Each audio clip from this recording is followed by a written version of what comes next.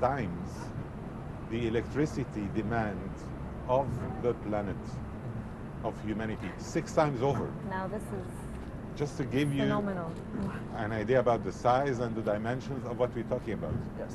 And the, Yes. well, as I was Doctor, just, what about the lucrative part of the deal of renewable energy? Because we need to be attracting investments and attracting Sure. investors here in Egypt, Egyptian investors, and of course others from other countries.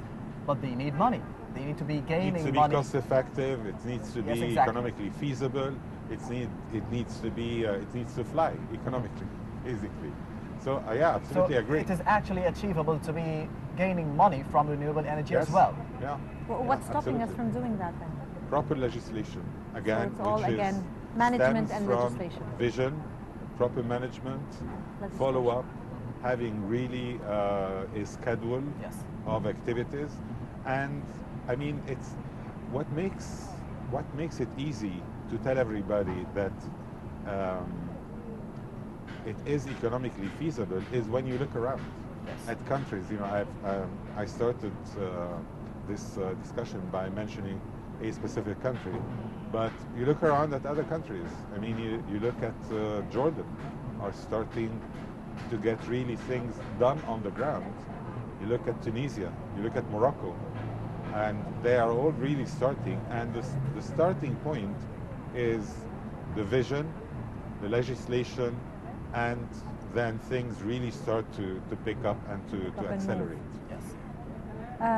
Well, as there was the Minister of Energy and Electricity, Ahmed Imam, and the Minister of Petroleum, Sharif Ismail, they were inaugurating the New and Renewable Energy Summit in Cairo Yeah. this week. And the speakers pointed out to the importance of increasing the renewable energy research and development, as well as developing the human resources in the field of energy. Yeah. Now, however, funding mechanisms are not available because the banks refuse to fund these projects, Yeah. apparently. And so they're not financially feasible. How is this issue, can you tell us a little bit about it? Why is this happening?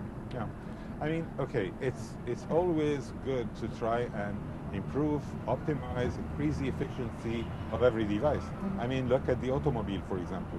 It started in the 1920s, and look at the automobile then, and look at the automobile now. Obviously, much massive change. improvements have taken place.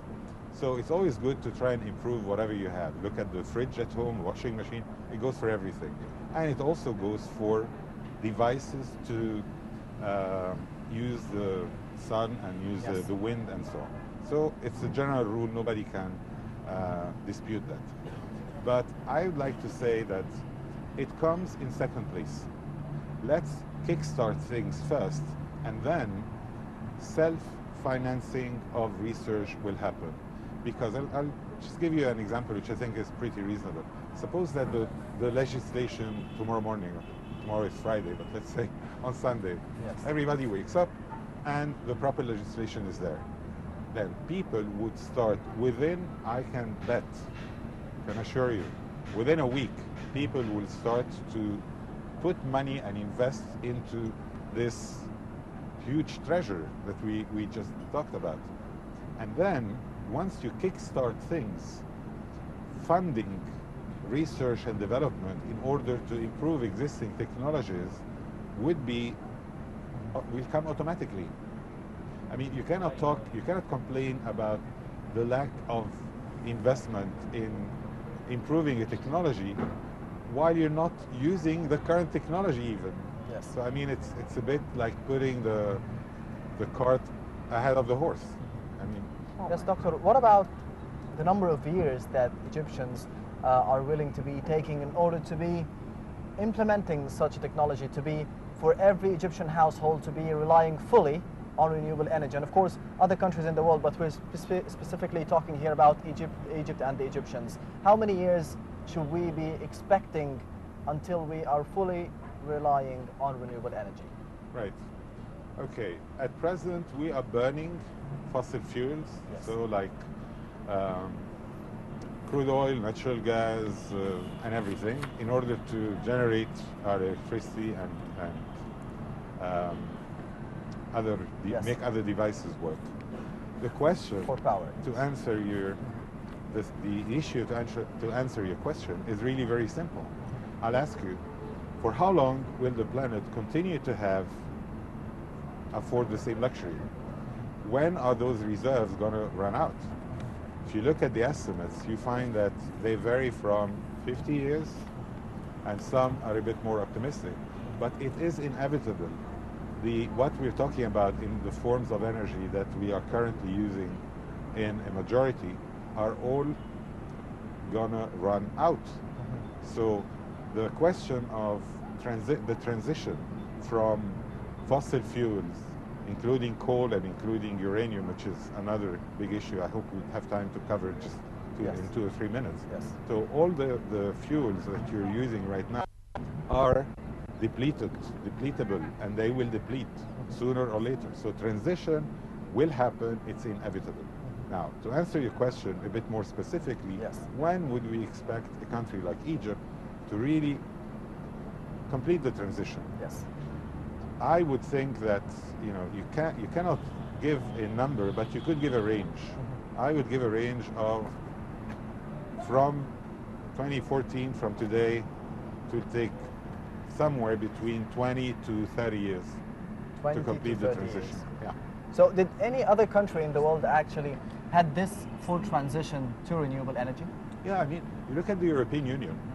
They don't have our solar resources. They have some wind resources. And you look at their budgets and their expectations, you find that they have firmly rooted in all their plans that in 2030, the year 2030, 30% of all the energy used in the European Union will come from sun and wind. Yes. 2050, 50%. So they are, even though they do not possess our resources, they still have them firmly in their plans. And this is something that is no joke, because of course energy is really a matter of even national security, not only the daily living of everybody. Yes, Doctor, unfortunately we are running out of time, but you have mentioned one important point, which is uranium, the enrichment. Yes, in 30 seconds, how would you be seeing the future of uranium enrichment here in Cairo, in Egypt, and of course in Al-Daba, which is supposedly be having a plant or a reactor in the coming years? Yes. Okay, and very briefly, yes. Why would anyone who possesses that resource we just described, how would anyone resort to something that is as expensive, as threatening, as dependable, as quote-unquote dirty in environmental terms, as nuclear energy? Please, you tell me. Yes, Dr. Mohsen, the renewable energy expert. Thank you very much for being with us today on Nile. Thank you very much, Doctor. Thank you. Right now we'll be going out to be watching a report from Linda Abdulatif about horse riding. So stay tuned.